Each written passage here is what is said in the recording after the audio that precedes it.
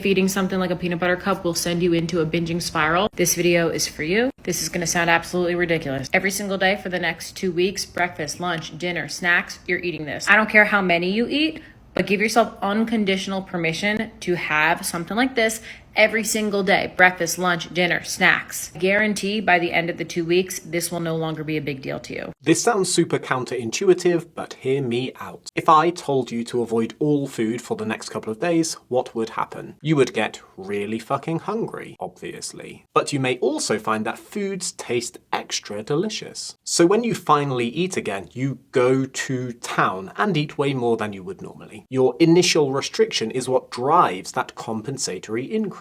Well, there's a theory that this can also happen with specific foods. If chocolate is your favorite food and you avoid it because you are dieting, you might think about it more than you used to. Your cravings might amplify, and the reinforcing value of this sweet food increases. So when that glorious flavour finally graces your tongue again, you feel like you lose control and suddenly want to dive headfirst into a bath of dairy milk. A tenet of intuitive eating is a concept known as food habituation. Rather than avoiding foods you feel like you lose control over, repeatedly exposing yourself to them could lower their reinforcing value. So if you eat a food every single day, you might start to care less about that food than if you only ate it once per week. Now, this is far from a settled science, and this controlled data isn't particularly thorough. But we do know that in the long term, if you hold rigid attitudes like strictly avoiding lists of bad foods, this appears to be worse for mental health and weight regulation. So if you are in a cycle of trying to avoid certain foods only to feel like you lose control later, it's worth considering whether you are shooting yourself in the foot